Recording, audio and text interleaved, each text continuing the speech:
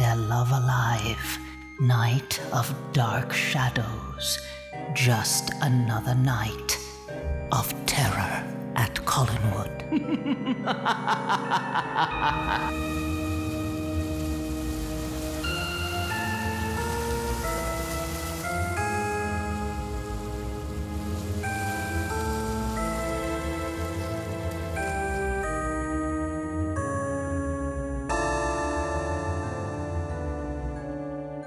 Daytime Gothic is here. It's a charity magazine celebrating dark shadows, and you can now order this magazine. Proceeds benefit Macmillan Cancer UK. The magazine is comprised of 120 full-color pages of interviews, features, fiction, artwork, and photographs.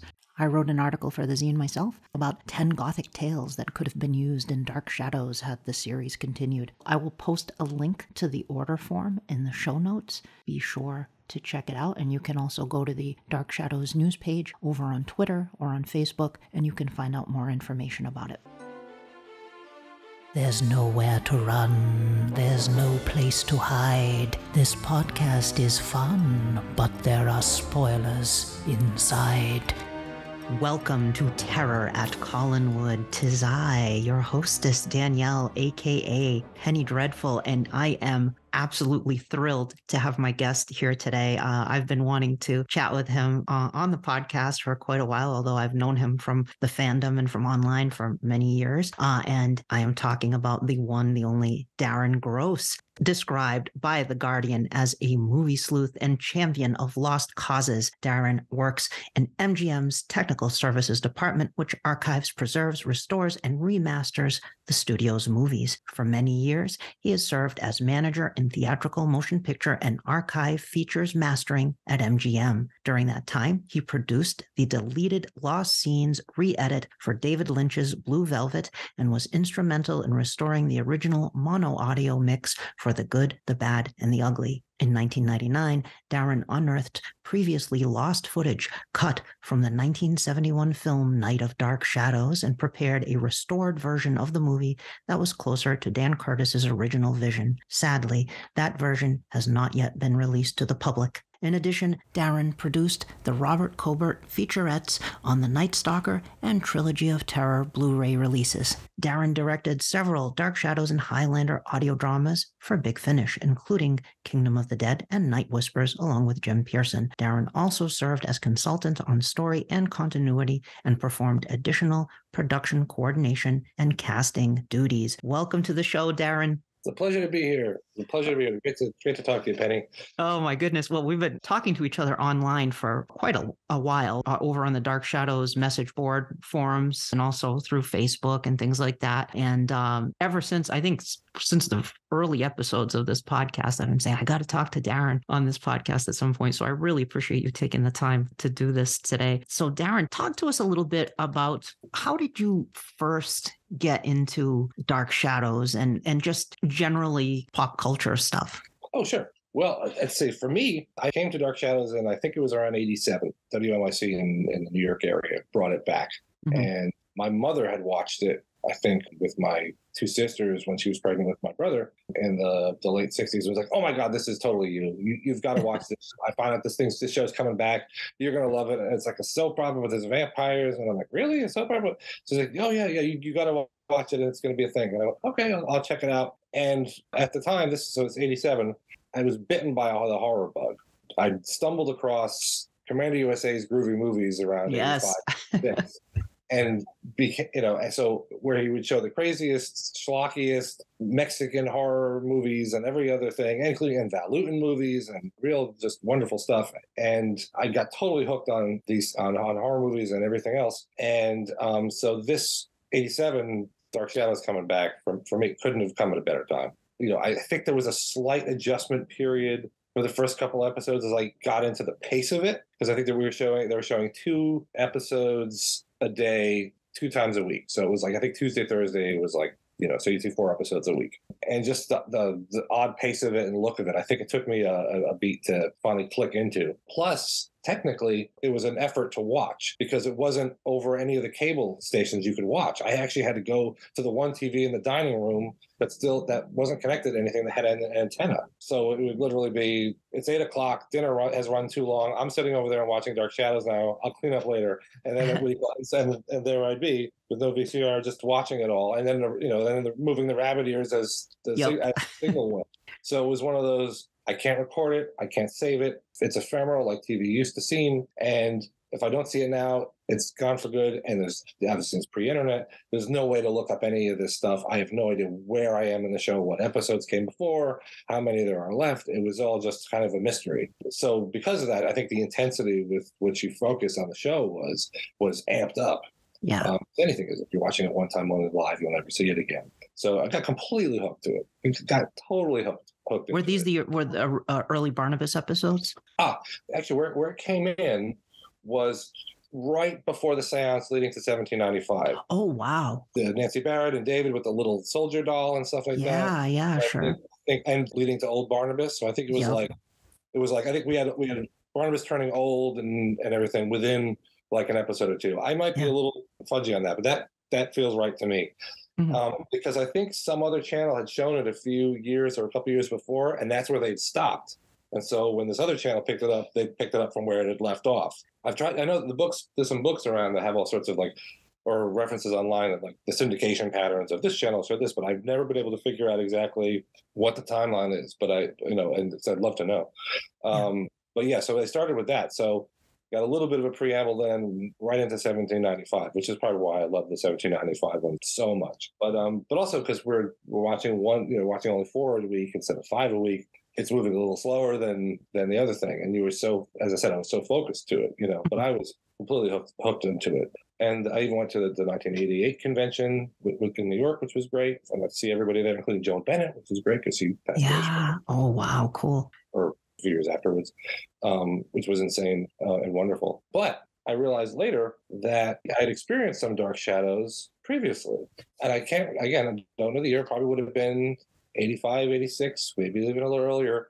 They used to have a 4:00 movie or 4:30 movie on the East Coast in the New York area. And after school, you play with your friends, you go to your friend's house. And I saw big chunks of House of Dark Shadows on television. Okay. Didn't know cool. what it was, but I saw the end of it. I saw Carolyn in the pool house, and I know I saw the ending and everything. And then had to walk home, 15 blocks at night and was scared beyond belief. And I had forgotten it. But when at the Dark Shadows Festival I went to, I think it was in 88, the thing was, we're going to show the 2 Dark Shadows movies. We're going to show them late at night after the thing. And I, staggered down to watch them. And as soon as Dark Shadows started rolling, I was like, I've seen this movie. I know this movie. I've seen it before. So it was another one, but it must have been another one of those 4:30 movies that again, it was, you'd never see the beginning of the thing. You just come in and then, oh, what is this? And again, sometimes the TV guy was wrong or whatever, or you just didn't have it. You never knew what you were watching. And, until you were a complete movie geek in the, late 80s like me, and then you start writing everything down. Oh, sure. Yeah, same. I like the TV guide and circling all the things that are going to be on that you want to watch, or the TV listings in the paper. I would just pour through those. I became a total nut. I mean, I would cut out the little even for the PBS, for the Dark Shadows ones, they would have little 1-sentence descriptions of them. Mm-hmm. And I would cut those out. I know this is what I've seen. Oh, that's great. That's so cool. That was my own way of making kind of an episode guide. I found the Files magazine kind of publications later. Oh, okay. But those were always strange because they were like, pick up this thing about Dark Shadows, and it would start telling me what's in episode 479. I'm like, 479? Yeah. What is that? Parallel time. Can you imagine you're just watching 1795 parallel time? What are you talking about? Yep. Yeah. I remember reading a parallel time concordance I got at the Dark Shadows Festival, one of the only things I bought there. And I was like, I couldn't make heads or tails of it. I could not make heads or tails. And I read it cover to cover like a novel. And it was, and I could not a clue. But it was. You also mentioned getting into Commander USA, which we had talked about years ago too. A lot of people ask me, because I'm a horror host, they say, well, you must have had a horror host growing up. And I said, not really. I mean, we had Creature Double Feature, which was unhosted, but the first horror host I remember seeing, I was a teenager at that point, and it was Commander USA. And I loved Commander USA. This genial horror host was a superhero, Legion of Decency, retired. I loved Commander USA. Well, you're like a huge, you used to record them or track down episodes and stuff like that, right? Yeah, no, we didn't get a VCR till I think it was somewhere in '86 or something. I think somewhere. I think it was around. It was like, I think I can nail it down. Not that it's that important. We finally got a VCR. I think it was like on April Fool's Day, like 1986, I think it was. And they had a Commander USA April Fool's Day special. And it was like, and Dad came in, we got it, and I'm watching the thing, and Dad comes in with a VCR. I'm like, set it up. I'm going to record the rest of this. Stop monkeying around. Get it going. The show's still up. I'm going to record the rest of this. And I got the last half hour or something. It was still recording news. And from that point on, I was like, I picked, with a few mistakes here and there, pretty for the rest of the run. Yeah. That's awesome. Wow. Exactly. If you look on you, most of the stuff you see, and I've traded with fans over the years, and I find one here that they've got, and we trade them, and I made some copies for some other fans, but I think, like, apart from, like, I don't know, like a handful, like all the ones you see on YouTube are someone not me, put up there from my tapes that I let somebody. From your stuff, yeah. You could, I could tell, because I was, I just know the shows. I know where the bad tracking is. I know when I came running late, when I realizing I ran out of videotapes and I had to go to the supermarket. And it was 2 minutes late, so we missed the intro and all that and stuff like that. I know, or suddenly this one has some Doctor Who at the end of it. It's all, I know this is. It was your stuff, yeah. This comes from that matters, but yes, but there's so little of it else out there. I wonder if I hope it exists somewhere in the NBC USA network vault somewhere, because I would hate to think that what I've got and 5 other tapes that some other collectors have is it, because there was some great stuff there. He was on for a few years, Jim Hendricks. I remember I bumped into him. Make a long story short, I was a huge fan of Commander USA, and I even he used to have on the show, he would have a fake newspaper with goofy headlines, like news of everything, and it was called the Groovy Gazette. And he would read some weird story in the Groovy Gazette. So I created a fan club in high school called the Groovy, what he called the Commander USA fan club, and the newsletter was called the Groovy Gazette. It was all like, a home computer thing. It was really, with clip art. It was very limited and stuff. And most of it was like transcriptions of his skits, because I had videotaped, and maybe some of my own stupid jokes. I wrote a little ongoing fiction piece by him versus a vampire and stuff. And but I modified the key art to make like the characters look like they had the Commander USA mask. Oh, cool. And I sent it to them, and they thought it was great. And Jim Hendricks called me out of the blue. What do you call it at home, which blew me away as a kid. That's amazing! Wow. A 15, 16-year-old kid. This was like amazing. And and I interviewed him and for the thing and put it on there. He even like posted a sign. It's some inside gag during the end credits. They would show the set and the credits would roll, and it's somewhere in the big art board. The whole minute credit roll. There's on the big cellular. It looks like a big sticky note. What do you call it? And it says, "Call Darren Gross," and it's ticked off. And during the whole end credit roll. Wow, that's so cool. Oh, that must have blown your mind. blew my mind. And I've lost track of which episode that's in, and I keep checking my tapes, going, "Okay, this is the one." Nope. I hope you find it. Oh, that's amazing. It's interesting the sort of how the Dark Shadows fandom kind of, in many ways, it is kind of an island unto itself, but there is also overlap with classic horror fandom as well. But then there are also some fans in the classic horror fandom who are, look down their nose at Dark Shadows, and some Dark Shadows fans that won't look twice at classic horror movies. They only like Dark Shadows. And I think you and I share that interest in all of that. Dark Shadows, it kind of feeds. I think to fully appreciate all of Dark Shadows, it's also important to understand its inspirations. And I think some people that are fans of the things that inspired Dark Shadows don't appreciate that tapestry that Dark Shadows created, pulling from all of this archetypal horror stuff and weaving it into a unified storyline. It's just incredible what they were able to pull off with that show. It's amazing. It's absolutely astounding. And the really fascinating thing is it's the hardest show to explain to people that haven't seen it. Even like even if they see the Johnny Depp movie or just something, because it's more in the public view in the modern generation, is you hear like, oh, they've done versions of Wuthering Heights and Picture of Dorian Gray and all sorts of things like that, or the werewolf story, I think, or Dracula and stuff. But it's not, to some people's mind, think, oh, it must be sort of like an anthology show. But it's not like they took all the beats of these stories, whether it's Jekyll and Hyde Nails, and did just a one-to-one translation of it. They took the idea of just the general idea of you make a portrait and you're decadent and your portrait gets worse while you look the same, and weaved it into their own completely original, unique way. Someone gets walled up, but someone getting walled up in a Poe story is just somebody getting walled up for revenge in a Poe story. That is brick by brick. But they stick it within the drama of 1795 or Trask being walled up. It's not like, let's stop the thing to have an anthology show. It's these great gothic ideas within the history of horror and uncanny literature just sort of plucked like daisies from great ideas and things to work within it. So it's sort of like you can't really say, you can't say the show is derivative or rips off all this stuff. It doesn't. It's just sort of, it's all the fertilizer for this great fresh material. Yeah. It's reimagined in that world and woven together into this really unique thing that has never been seen before or since, but has certainly inspired a lot of things. I don't think Dark Shadows gets enough credit for the things that it has inspired in subsequent years. I agree. I absolutely agree. I think like most fans are on some version of a rewatch.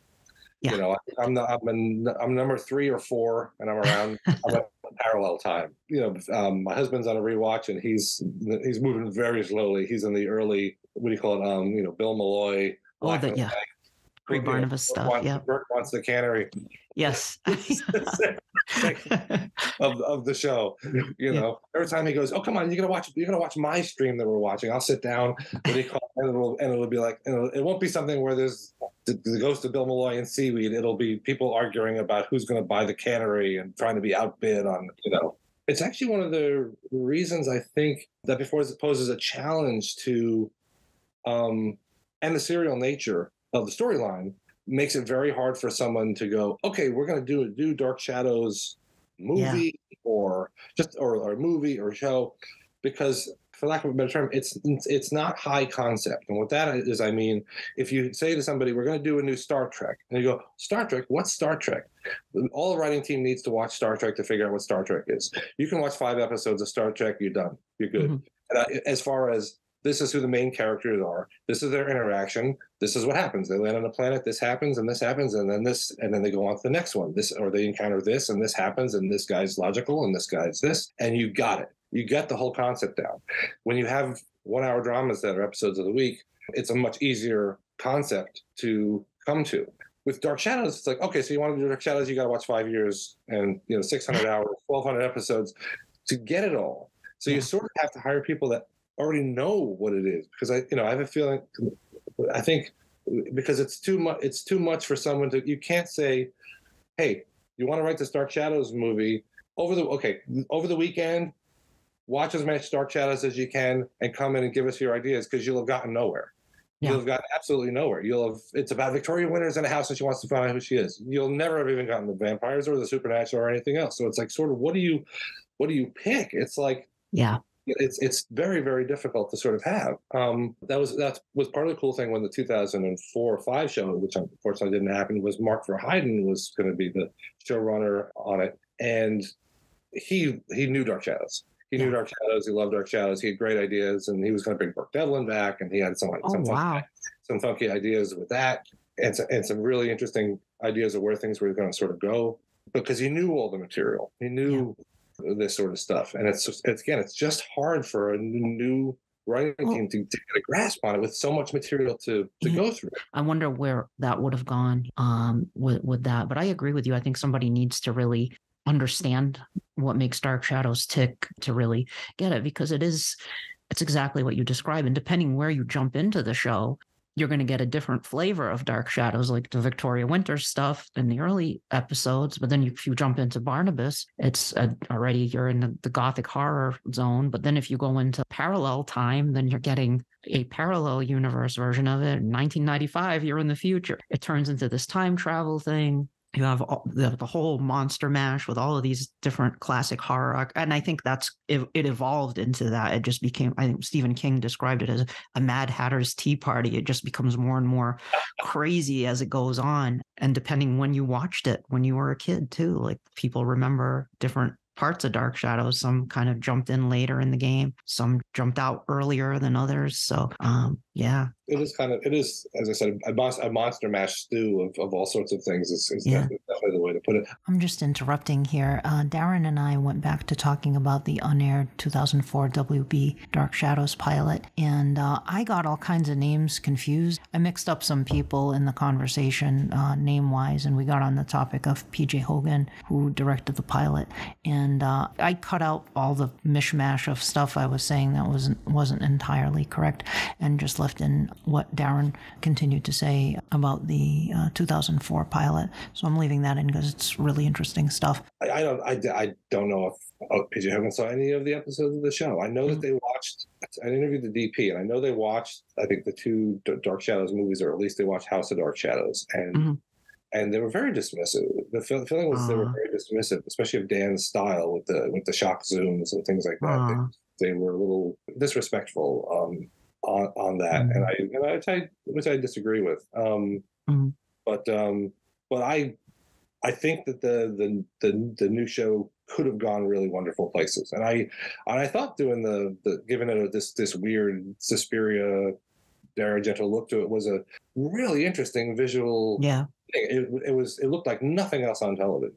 Yeah. You know. And there was some bumps in that pilot. I know some people hate it, but I didn't hate it. I liked it, and but I you could see there's like, oh, this needs to be reshot, or this is a little clumsy, or whatever. But I could see them, especially the ending. But I felt like they had some really talented people behind it. Todd McIntosh did the makeup, and there's some good ideas to it. Maybe it felt like it was rushed in for pilot season or something, and needed a little bit more care. Yeah. As I said, you need people that know about it. And I think like the stronger of the audios that I've directed, and I think the Eric Wallace written one, The Wicked and the Dead, which has Trask, what he's doing while he's walled up in 1897, and The Kingdom of the Dead, I think are some of the strongest ones that we've done and felt Dark Shadows like, and because he knew Eric was a huge fan of Dark Shadows, and I think and so he's he'd be on my list of candidates to on the writing team for sure, and Mark Ryan. Yeah. Oh gosh, yes. I'd like to talk about the audio dramas you brought up. Kingdom of the Dead. I had Stuart Manning on here before, and I told him I think that was one of my favorite ones. Was Kingdom of the Dead. I really enjoyed that one. It was really cool. And you also directed the Tony and Cassandra Mysteries, which is a big fan favorite. That developed kind of its own cult following almost as a spinoff of the stories. How did you end up getting involved with the Big Finish audio dramas? That's a long story. I'll try to make it very short. Actually, I was there right at the beginning. Big Finish had been doing very well with Doctor Who, and Stuart was a Doctor Who fan, and he knew the Big Finish folks. I think he'd done some artwork for them. I could be getting that a little confused because he's done so much this graphic design. And we became friends after meeting at the Dark Shadows Festival, and he put out this fanzine that was like one of the best fanzines at that time. It was just really, he Shadows overwritten, and it was really well written, and it was of a level that desperately needed, I think, at that time. And everything, and we hit it off, and we had been discussing, hey, we should do audio. Wouldn't it be great if Big Finish could do audios and things like that? And that would be great. Wouldn't be, maybe not even Big Finish at that point. Just it would be great to do audios. The whole cast is pretty much all around, and we can do it, and you can do so much in audio. And then if everybody being older, it doesn't really matter, and everything. And it's sort of long story short, we sort of put together this whole pitch proposal thing and came up with an idea of, well, how could we do this? We can't, Fred won't do it.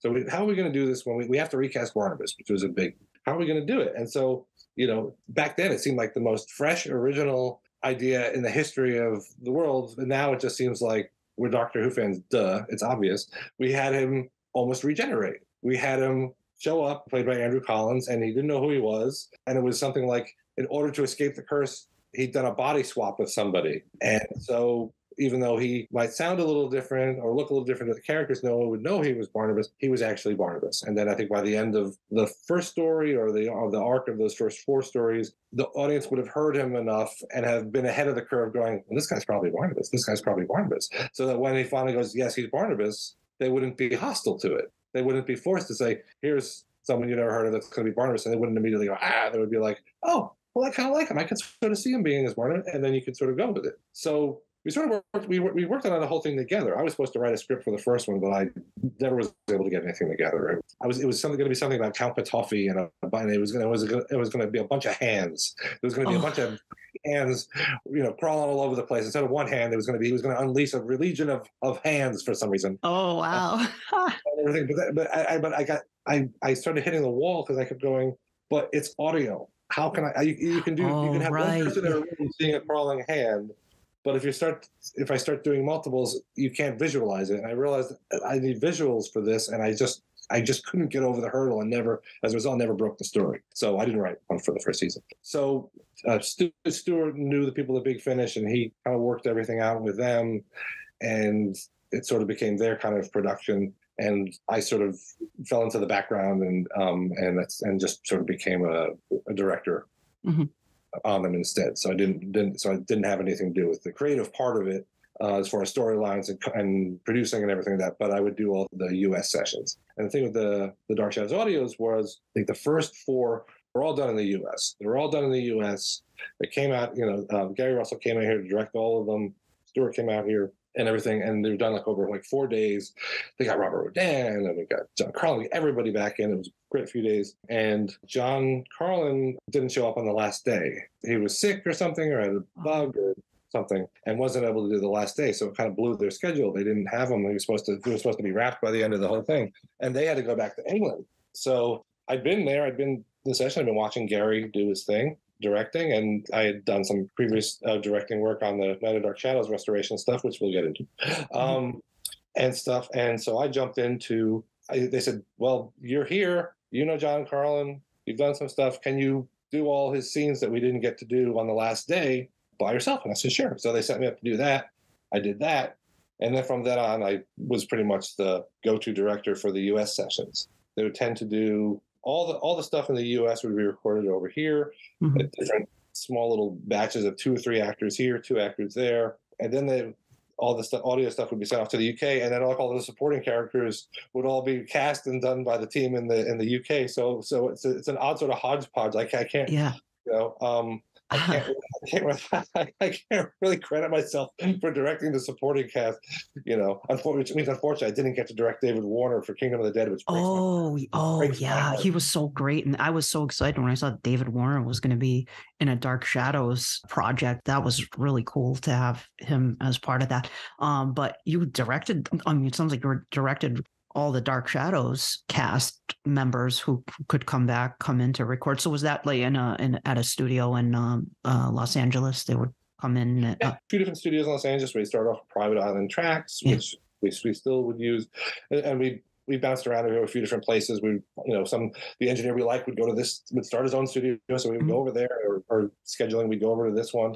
So yeah, it spread sort of around, and at times I think Jim Pearson would direct some. I think some there would be like, oh, there's an actor in the UK, so they're gonna. Stuart would direct. I think they directed some. I think in the UK. But Kingdom of the Dead we started off doing these they were almost like audiobooks. They're almost like read audiobooks, a lot of narration, and then there would be like some acted scenes. And it finally sort of got to regular, not all of them. It was just sort of but there was a handful in the early days.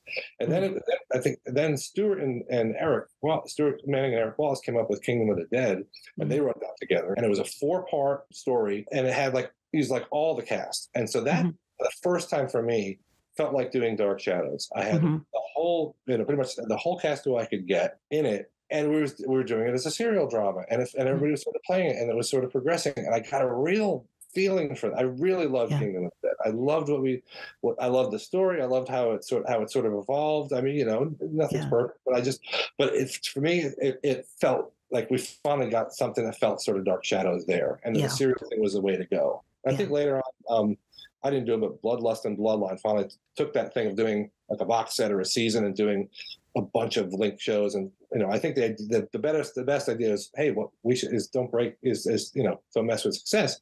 Is you do it as a serial thing. You do it with cliffhanger. Do it with half-hour parts. You do it sort of because you told her you can do anything. It can be 75 minutes or it can be half-hour chunks. It's up, But I think that works the best. And Mark Passmore came up with this concept of Tony Peterson and Cassandra as like a Thin Man type of arguing supernatural investigators. Yeah, from his fervent imagination, and I got to direct the first one or a few of those. So you were directing Jerry Lacey and Lara Parker.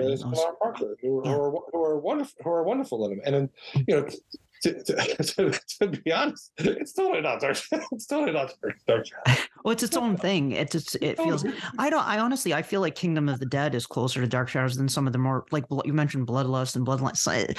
I'm not knocking anybody involved with it, but it's just sometimes it gets to the tone of it or the humor. Sometimes there's humor in there that feels off to me, or references to modern pop culture or things like that. And I'm like, it's kind of doesn't feel as Dark Shadows. Kingdom of the Dead to me feels more Dark Shadows. That gothic feel of Kingdom of the Dead to me feels more Dark Shadows. Tony and Cassandra, I feel like it's really cool, but it's kind of its own thing. It has its own distinct flavor where you pulled these characters from Dark Shadows, but now they're occult detectives, and it almost feels like an episodic 1970s TV show that you would have seen in like a Kolchak kind of a show, that you would have seen in the 70s, and that's totally that feel that it has to me. Yeah, no, it's a great way of describing it. That's absolutely correct. Because I think we haven't taken place in the 70s because of the timeline. That's what sort of makes sense, and it allows you to do a whole bunch of things. And Jerry and Lara have such great chemistry. And if they weren't good friends before, they certainly became the best of friends during the thing. Because it just it's delightful working with them whenever we do it. It's I don't know, it's just fun. We know you get to do them and you get to work with them, and they're great. And they bring so much to them, in the chemistry and the humor and everything, And it is, I think it sort of has to, again, you point to a thing, it sort of has to be kind of a 1 hour thing, because each of the Tony Cassandras are one story. It's a 1 hour, one story, sets up the plot line and solves a mystery and everything. And but as a oddball artifact spinoff from Dark Shadows, I think it's fun. As I said, though it's not particularly Dark Shadows. No. I honestly have only heard parts of Bloodlust and Bloodline, so I'm talking a little bit out of school, but I didn't direct those. Ursula did those, and unlike the ones that I work on, I don't get free copies. But I do know what you mean about the modern references. I will say, just before we did the big finish, Dark Shadows to Big Finish, Jim went and did Return to Collinwood with Jameson Selby, and that was the first thing that Dark Shadows on audio, and I think FPI sort of put it out and everything. And there was references to like hot tubs and modern stuff, which I know it seems like a flat note on a piano, or it just seems off. It doesn't. It's just like something you wouldn't have heard on Dark Shadows, so it jumps out at you when you're listening to it. I agree. Before we talk about Night and Dark Shadows, Night Whispers was the only one Jonathan Frid did, and also had John Carlin in it, and Barbara Steele too, which is awesome to hear Barbara Steele on that with Jonathan. So you were involved in directing that as well. Did you direct Jonathan and Barbara and John Carlin, or did you only direct some of them? Or see, that's the odd, interesting thing of the way the Dark Shadows audios have been done in sort of a nutshell, is getting people where they are as they're sort of available. For example, we got Matthew Waterhouse from Doctor Who in one episode because we recorded it the same time he was on the Monday after he was at the Gallifrey convention here in LA. Mm-hmm. And then next day he came up and I got to direct him in that, and that was fun. So and then I guess supporting actors are done in the UK. So, but in the case of Night Whispers, which I believe Stuart wrote, Jim Pearson went up to Canada and directed all the stuff with Jonathan Frid. He spent his time doing all the stuff with Jonathan Frid. Then I think he came down here in LA and did Barbara. I did all John Carlin. Okay. So you had the fun assignment there. I did have the fun. I've loved working with Johnny. He was a hoot. Everybody loved John Carlin. He was a hoot. I've got stories, which I won't. He was very entertaining. My favorite is he comes back from lunch or smoke break or something, and he comes back, and I mean, he's in the booth doing, with the script and everything in front of him, and I'm, back, in the mixing console and everything, talking to him over a mic, and I'm like, so Johnny, in the next scene, I think blah blah blah blah, and he's like, what? I can't hear these headphones. Forget it. To speak louder. And I pop into the booth, and he's got the headphones flipped. The metal side is against his ears, and the speakers, the audio speakers, are facing out. Like this, it might work a little better if you. Oh, thanks. That's great. Or there'd be times I'd be like, "Are you okay? Do you need a glass of water or something? You don't sound right, John. It's something's the voice doesn't sound right." And he'd be like, "It's fine. What are you talking about?" And I go, "Did you take your teeth out?" Oh, I'll be right back. Sorry. Okay, yeah. Around his pocket. Sorry. Yeah. Okay. Is that better? Got my pearly white. Okay, great. That's great. Oh, that's hilarious. I'm just proud I noticed. Yeah. No, he was great. He was great, and the thing I loved about it, a lot of people that have written reviews of Night Whispers have said how much they like John Carlin in it. Mm-hmm. And the thing about John Carlin, he was such an immediate actor, and that's not a technical term. I just mean if you gave him a line, he would read that line like it just came to him, and it was full of drama and intensity, like he's actually responding to Jonathan Frid cueing him. Didn't need to play Jonathan Frid cueing him. We tried that for a couple things, and he's like, "I don't need it. I'm good. I'm good."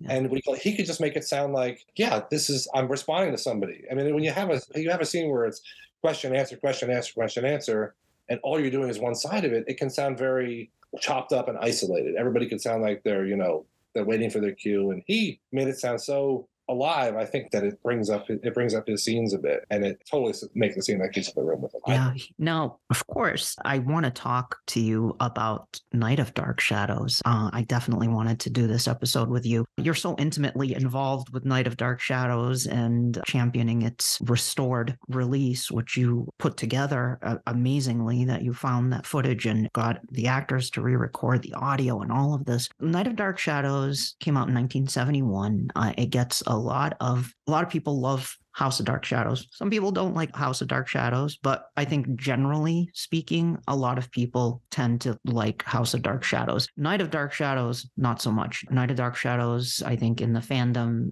and just in general kind of gets a lot of negative blowback from people. I remember I was introduced to Night of Dark Shadows with my uncle, Val. He said, "Oh, it's boring. Night of Dark Shadows, it doesn't have Barnabas in it. It's boring." When I watched Night of Dark Shadows, though, I thought it was cool. To this day, and I know a lot of people don't agree, I love Night of Dark Shadows. I think it's its own unique style of Dark Shadows. It doesn't feel like the TV show. It doesn't feel like House of Dark Shadows either. It feels like its own thing. It's moody.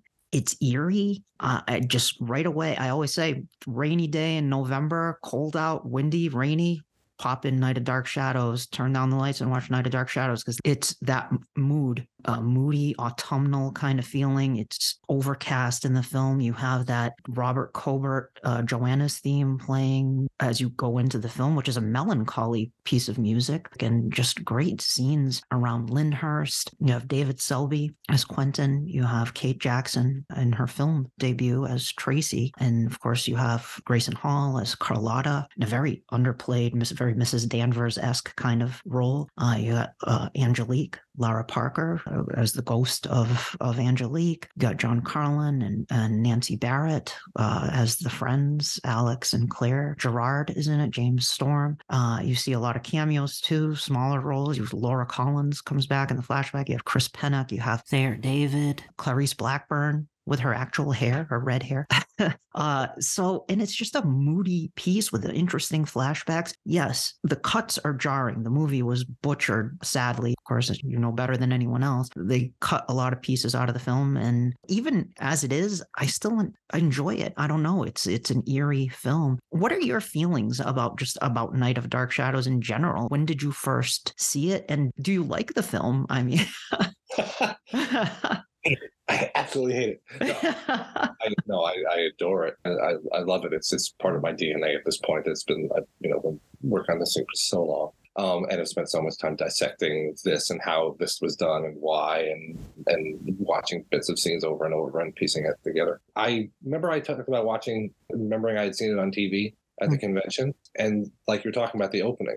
As soon as that movie started in the convention back in '88, and it was the shot of the trees driving by and the music and the house and everything, I seen this movie. I knew this movie, and it stuck with me. And the tone and the mood of it, as you said, that opening with that autumnal look, with the rain starts and the music, that's the tone to the whole. That's the tone pretty much to the whole movie. Yes, you can tell this is not a happy romantic drama. This is a somewhat melancholy love theme. It's a mood piece. It feels very European and British. I was going to say that it feels like a Euro horror film. It totally does. Yeah, Seance on a Wet Afternoon, or even like sort of like a less flamboyant, Horrible Dr. Hitchcock, which is lots more blood and thunder. But it's just got this weird sort of vibe, and it's kind of like nothing else. While it blatantly rips off some of the mechanics of Rebecca, and like lifts a whole sequence from Notorious, which everybody steals from Notorious. And Beckoning Fair one, where we talked about that when I had Steve Shutt and David Wingrove on the Oliver Onion, that has that vibe going on as well. Yeah, I think the Beckoning Fair one is probably the key literary antecedent to it. It's a painter that rents this apartment, and it's haunted by this spectral thing that's sort of draining him. By Oliver Onions, it's a great story, but it's pretty much just a very limited story. It doesn't have a couple, but Night is just this odd sort of beast, and it gets so much mileage out of the estate and the house. And if you like gothics and mansions, and it just feels. The pace, I was paced obviously slower. It feels like it's the pace that the movie sort of needs to be. Those echoey halls and the rest of it, which if you've seen the movie and you've been to the real Lyndhurst feels a bit more cramped. Feels a bit smaller. It's glorious, but it feels like it's half the size as you would think from the movie, because lenses and all sorts of stuff and lighting do so much, and sound and everything. If you drop something on a marble floor at Lyndhurst, you're not going to hear the echo that makes the room seem bigger. It's just a much smaller, warmer place than it is. So I just find it's an amazing, fascinating sort of a ghost story. The tone of it, there's a lot of original fans that love Night of Shadows. The ones that I've talked to that reach out to me and that I've talked to over the years that have helped put parts of the puzzle together and this whole thing historically, were huge fans. They'll be like, "Oh yeah, I saw that 8 times when it came out. I saw it 3 times on the drive-in. I saw it 5 times here." They saw it, tons of times, and everything, so that they remember every frame. So when they see it in one theater and then they see it in another theater and something's missing, they go, "Wait a minute, I saw it in this stuff's missing because I've seen it so many times I know." I just think it's a sumptuous mood piece. Tone-wise, it is so totally different than House of Dark Shadows, which I love too. Yeah. But House of Dark Shadows is like a car crash. It's and I mean that in its bam, bam, bam. Oh yeah, bam, totally. Bam. Yes. There was a complaint Frid had that it was one gory set piece after the other without the character and stuff. And the thing is, the house was also cut down, but Dan cut that down, and so it's sort of like there were scenes that should be sort of between these other sort of scenes to sort of clarify points and stuff in House, but he chose that to cut those out. Or, which I'm starting to sort of lean on, is they didn't quite come off in the shooting. I see. Yeah, they somehow didn't come off in the shooting, or because I have a list. From production, I found a list of the things we need to reshoot, and I looked at it, I was like, oh, this is all like additional coverage for some of the scenes that were not final cut that would clarify things. But I think he just wanted this wham bam crash shock zoom type of a movie, very peck and paw, and it's slow mo and the gore and all the rest of it. But Night of Dark Shadows is it's if you had to do a Dark Shadows sequel without Barnabas, which in some level seems kind of like sacrilege, because Barnabas became Dark Shadows. So the fact that they even went ahead with making a movie, even though they couldn't get the lead, and then just pull up stakes and go, I guess we can't do one, or that it wouldn't even think of recasting, which would have been impossible, is amazing that they somehow came up with this new concept and had enough faith in the Dark Shadows audience and their love of the actors that they would make the movie work. It's pretty bold, And if you think about it, Jonathan Frid didn't want to do a sequel, but also Catherine Lee Scott had left. She'd gone to France. She'd gotten married. She'd gone to France. So a sequel wouldn't have had her. So just looking at the technical needs of it. So there's a lot of things against its favor. I wish in an alternate universe there had been a direct follow-up with Barnabas and Night of Dark Shadows number 3 or something. Now, so that, they were going to, I mean, originally, the original plan was for Jonathan to do the sequel. And of course, he didn't want to do it. But there was the plan. Sam Hall did start writing the sequel, didn't he? Or did he write a treatment for it? Or because I remember Ansel said or posted, that there was there's very little known about it, but it was going to be originally, wasn't it going to be like a set in the past or a flashback to the past? Was it going to be an origin story for Barnabas? Do you know? I don't, to be honest, I've never found I've heard over time, I've heard little bits from, let's say, an actor that would have been saying, oh, I heard that they were going to do this, that maybe Dan Curtis told them or something over the years that isn't anything backed up on paper. I don't know if they ever went to paper. I don't know if they ever wrote anything like a treatment or anything on a proposed Barnabas sequel. I think it was pretty much, I've heard people say that they've read it, but I've never come across anything that sort of backs it up or found anything that they would have read. But I've heard contrary versions of the story, but apparently I think the head of MGM, I think, told Dan Curtis they wanted a sequel. Dan went great, immediately went to meet with Fred for lunch or something, and Fred said no, or he said he wanted $1 million. I mean, I heard different versions of this story, and I've had people dispute different parts of it. But the bottom line is either he wanted too much money or he just didn't want to do it, period. But the general sense I get the feeling is he didn't want to be typecast as a vampire. But thanks to Sam Hall's son, Matt, I've been going over the several years, I've been helping going with him go through storage units and trying to find all paperwork from his father. And he turned up a bunch of early drafts and treatments for Night of Dark Shadows, none of which had Barnabas. And there's multiple different approaches to the story, and you can see it sort of refining its way kind of to what we sort of get. At one point, Gerard's a zombie. Oh, wow. Instead of just, creep. Just a sadistic killer doing his thing. That's the trailer said. Yes, yeah. But I never found a single one that said that has anything to do with Barnabas. Okay. And there's reams of this stuff. And they were scrambling to write this thing. I mean, we're talking over a period of a couple of months just to go from the treatment to the whole thing. I think that's why Sam doesn't write a huge chunk of the last section of the show, is because he's busy working on coming up with Night, because they're going to shoot it right before the show's even done airing. Yeah. So that's. Yeah. Okay.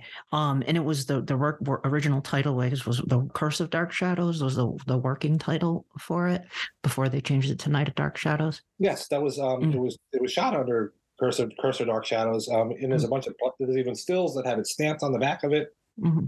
If you find in the collector's market and stuff that were sent out to newspapers, and there'll even be some people didn't get the memo, and there'll be like nutpaper articles saying Curse of Dark Shadows opens this week, it's going to be great, and then there's like below it there's a Night of Dark Shadows.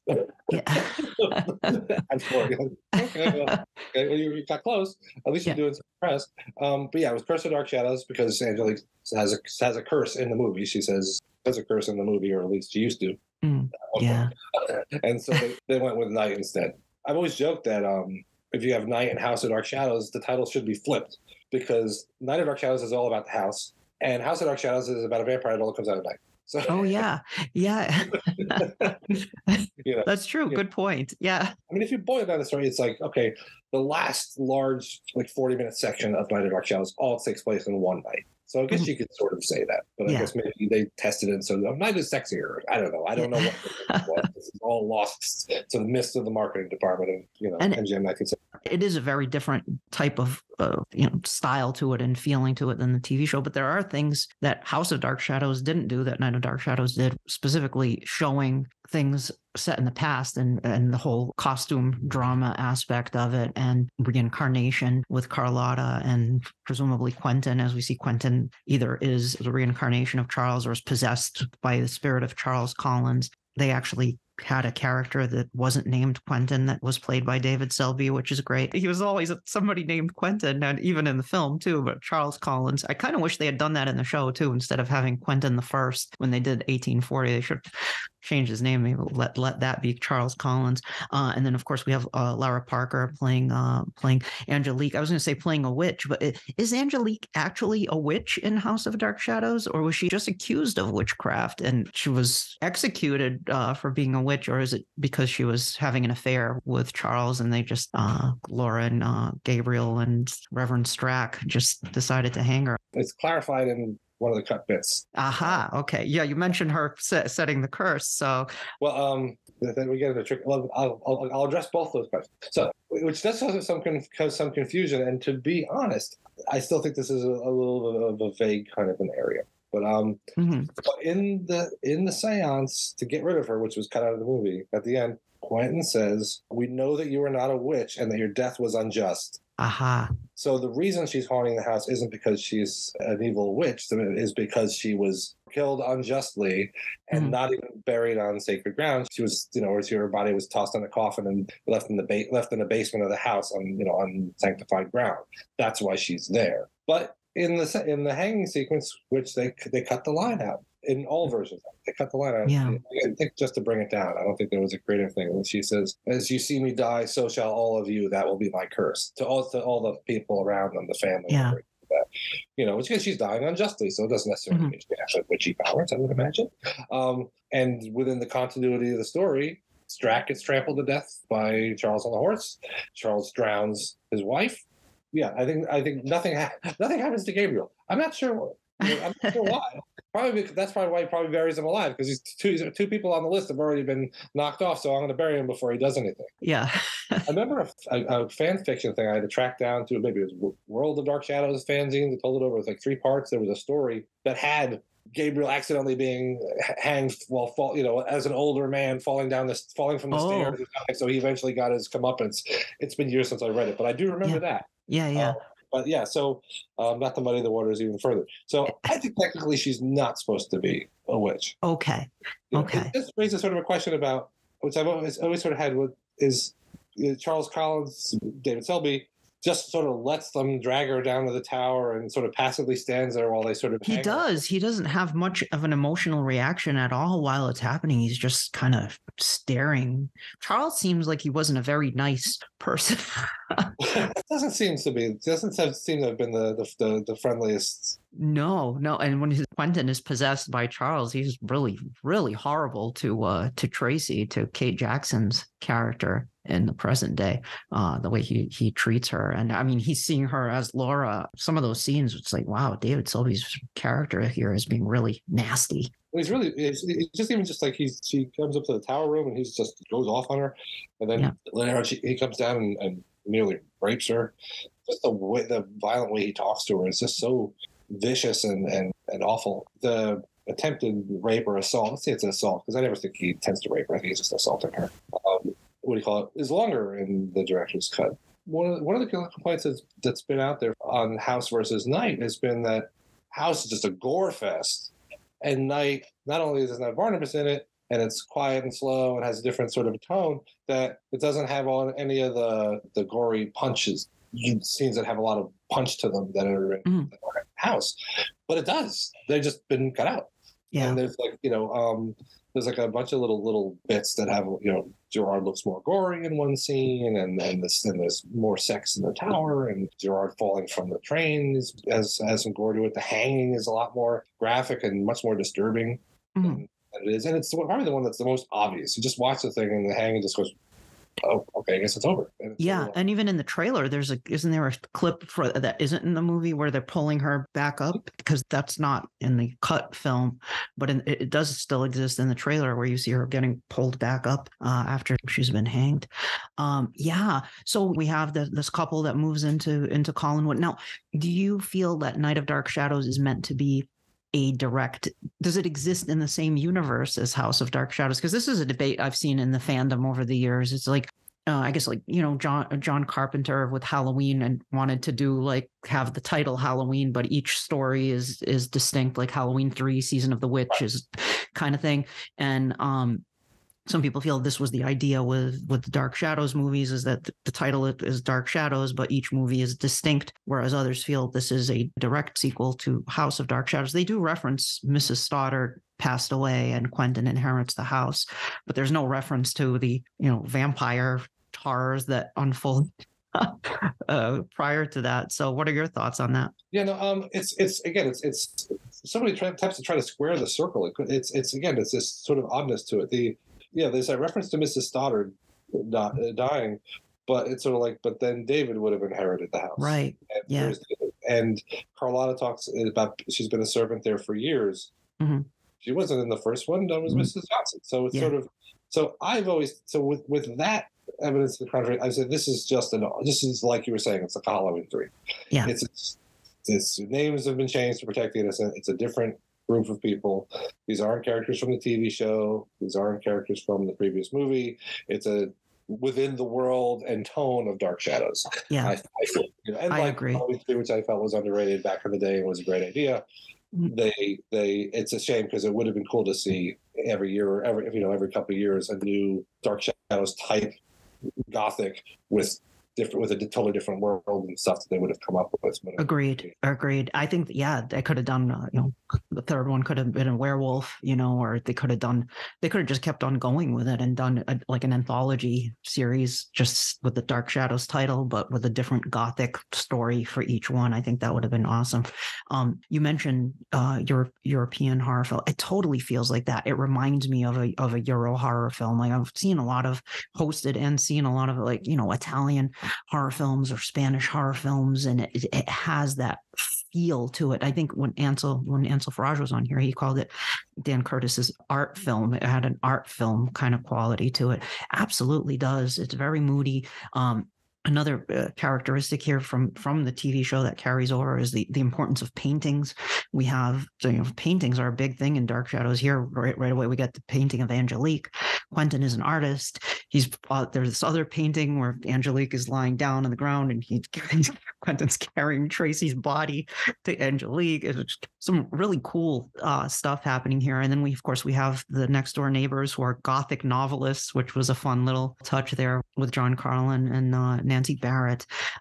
Gerard, James Storm plays a very different type of Gerard. This is not the Gerard of the TV show. This is a kind of a real creep, kind of like early Willie Loomis before he unleashes Barnabas. He has that kind of quality to him, kind of a skeevy kind of character. And Carlotta, and I love Grayson Hall. Grayson Hall was very understated in this film in her performance. This kind of cold and sinister housekeeper, closer in line, I guess, with Hoffman in the parallel time world, but much more stylish.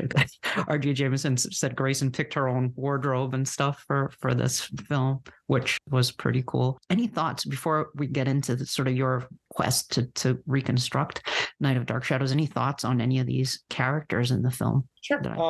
I know that like the European thing, definitely. Yeah, it has a feeling like, let's say, with the British movie Seance on a Wet Afternoon.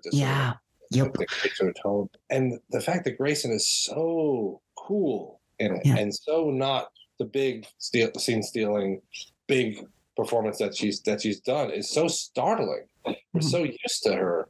And at a sort of a big level, and in House of Dark Shadows, she's pretty hysterical. She's pretty hysterical at different points, and everything. And her hair is character itself. But no, there's just an art film is a totally solid thing. For example, just the intentional of the tone. There's this great stuff. Quentin has flashbacks to the past. Like he looks out the window and suddenly you see some Angelique's body hanging from 200 years ago. The director's cut is walking down a hall and here's a piano and then flashes to a scene of Charles and Angelique at the piano and everything and being caught by the sister-in-law, Laura. But all of these are done in a tone that's so different than House of Dark Shadows. Yeah. It's not like shock, here's the loud ba-bang, cue. Oh my God, look at the eerie thing that's happening. The music doesn't slam us with it. It doesn't make it a huge dramatic point. It happens softly and almost quietly. So the impact is all on us. That we have the reaction to it. We're not told that this is shocking. We just have it. It's just oh my God, it's like this quietly startling thing. It has a lot more effect. I keep thinking, wouldn't it have been amazing if they had the time and and House of Dark Shadows was a larger canvas, and that to have something the equivalent of, let's say, it was more about Barnabas was a little bit softer of a character. And when he returned to Collinwood, as he walked into the rooms, it had those kind of Night of Dark Shadows flashbacks where he looks and you could see the room all lit with candles. And that would have been amazing. 17s, or he walks in another room and he could see his father and mother sitting there. And every room, there's some memory of them somewhere that's not slam bang, but it's just his experience. I just think something like, when you see the two of them together, that stimulates my brain. It makes me think that how amazing something like that would have been on a larger different movie, but how kind of cool that would have been. Yeah. But and Gerard is definitely he's someone who's not all there. Yeah. He's definitely a malicious, dark, manipulative character. I think Jim Storm said he based it on someone he had known that was like a handyman or gatekeeper or something that was not all there mentally. To try to use more tactful phrasing. But there's something definitely broken in Gerard, that's for sure. I don't think he's a crazy sadistic killer. He's just sort of a vicious clod. They did have a scene in the original script that they never shot, which is like a hippie comes across Collinwood. There's lights in the window. He gets inside because it's raining. He sees kind of a ghostly figure of Angelique and sort of follows her up the stairs, where we suddenly see it's Laura Parker. She starts clawing at the hippie's face, and when the hippie backs up, he backs up into Gerard, who clubs him to death. Oh, okay. Right into the camera lens. Yeah. And if you read the script, it's so visual. You could picture everything. Yeah. Gerard, there's a hint too that Gerard and Angelique were getting it on before Quentin came. He was like, I was good enough until he came along, or he makes some comment to that effect in the film. It's like, oh, something was happening here before. He was the stand-in for Charles Collins until Quentin showed up, apparently. You see the tower rocking, Yeah. That is not made any clearer in the director's cut. That line is the only reference to it, sort of. But no, I just think it's interesting and moody and spooky and different as it is. I would say, on the downside, just to be fair, because it's a downer and there's a few characters and it's got a mood. You kind of know where this is going. You're not really surprised where it is. After the first couple of times he's possessed and tries to kill her, you kind of idea where this is going to go. But there's so many delights to enjoy along the way. Oh, yeah. And the weird sort of attempt to we're going to do this spooky, moody gothic with flashbacks, but I'm going to have a car chase in it. I'm going to have a car chase in it. Why is there a car chase in a gothic? That was random. It's just... That's a car chase in it. And I think a lot of this comes from what was popular in cinema at the time that Dan really got off on. Yeah. And I have to say, Dan... I got to speak to Dan in an interview, and he absolutely copped to being a huge Peckinpah fan and Wild Bunch. So of course, all that stuff, that slow-mo and the gore and everything comes from in House of Dark Shadows. Was in the air. Oh my God, these are dynamic, amazing car things. I'm going to do my movie. I don't want a car chase in there. Yeah. And what do you call it? Alex Stevens will give me this great car chase because I know I'm doing it, and it'll be great. It's an odd thing to be in there. It works, but it's such an odd sort of realistic-y type of thing to sort of happen in a ghost movie. The mood totally changed. And you have the Colbert drums going, and it's definitely a very different. It's like, whoa, where are we going here? And the ending of the movie also feels very 1970s. It has that very downer ending to the film. Like you said, you know where it's going because Quentin keeps getting possessed, and I got to go back in the house one more time. And then, of course, Curtis used that again for Burn Offerings. He used the same idea with Karen Black and Oliver Reed, same twist. But on top of that, A Night of Dark Shadows, not only does that happen with that ending, but then you also get news type on the screen. Like even Alex and Claire didn't make it out alive at the end. They were driving away, and the witnesses said the car filled with a ghostly vapor inside the car. So even John Carlin and Nancy Barrett didn't make it out alive at the end of Night of Dark Shadows. So very downer ending to the film, though. Very typical of the era, though. I'm just reading this Tarantino's book, Cinema Speculation, which is terrific, and he talks a lot about his movie love in the '70s and stuff, and he talks about all these movies where everything was like a downer ending. That was the thing. It was like the post-hippie thing was a sort of nihilistic. You do everything you want, but everything sucks. Kind of an attitude, or there's no hope, kind of a thing. That was the fashion for a little while, and it's certainly in there. Again, the dark ending of Night of Dark Shadows, again, is so underplayed as far as the way the music is done, everything. It's not, oh my God, he's dead. it's quiet, it's subtle. The audience deals with the repercussions, and it doesn't sledgehammer you with like physical violence for it. It's really effective. It seems like there's a lot of TV movies that sort of echo sort of the plot and everything, or that have similar kind of things, or is there a similar sort of a tone? But if you look at the timeline, this one came first. There's a few that have similar things, and then one just a little bit before, whose name is escaping me, but some lovely friend of mine provided me a copy of it. Crowhaven Farm? The Crowhaven Farm. Oh, Crowhaven Farm. Yep. Death at Love House steals chunks from it. If you ever seen that TV movie, it also has Pete Jackson. It takes place like in Harold Lloyd's estate, which is kind of cool. But there's a lot of TV movies and things have this sort of a tone, whether it's Harvest Home or things like that, Dark Secret of Harvest Home, that sort of have this sort of a tone or have this sort of a thing that feels part of a piece of it. Which I think maybe it gets a little backwards criticism saying, "Oh, this feels like a TV movie." That's kind of sort of predated a lot of the stuff that became sort of the TV movie tropes. I know Dan's movies, Curtis's movies, get a little stick for, they just have credits playing over the action. That's like a TV movie and stuff. But TV movies didn't do that till last year.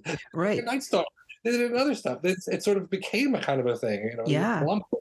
They sort of came after. Something was in the air, but it's also at the same time. And somehow the pacing of these scenes that are interesting, but it's okay to have titles over them, like the drive to Collinwood at the beginning and the rest of it. Somehow it kind of works. Like the beginning of Touch of Evil. I like it when the credits play over the action. Totally, yeah. There's a little bit of stuff and then comes back to the credits and stuff. Yeah. Also, you mentioned the music. I know people criticize too that Joanna's theme is used a lot, but I like it. I don't know. It has a sad, melancholy quality to it. And then Quentin's theme too is a centerpiece in this film. And I love when sometimes they'll play, like Colbert will plink out just a little bit of it, dun, dun, dun. Dun, dun. Like it's just eerie. There's a creepiness to that, as the possession is slowly taking place here. I thought that was cool and effective. No, I loved it. And unlike House, Night has an original score. Dan wanted to use all the old music cues from the old Jekyll and Hyde, which they use in Dark Shadows as re-recordings. For House of Dark Shadows, he thought that was the Dark Shadows sound. That was what the fans wanted and stuff. So, but either for budget and creative reasons, they pretty much used all old recordings. I think there's some like sort of bar or date kind of music that's kind of some new stuff in House of Dark Shadows. But Night's all new. Unfortunately, it's not. They didn't have enough time to time it and write it to the scene. So they did. So Bob saw the whole assembly of it, in rough form, and then he went and wrote like 12 different cues and recorded different versions of it. Some bringing someone out and some doing this because he knew there was going to be something where there was going to be a scene with a lot of intensity or something. And then they filled the holes with some stuff that they pulled from Jekyll and Hyde and things like that. But this definitely there's a really creative, interesting thing going on with the music, and it's got, which you pointed out, which is, it's Quentin's theme is the eerie possessed Quentin/Charles theme. It's more like a Charles theme. It's done as a Charles theme because it's when Charles is around, you start hearing that. Yeah. And everything.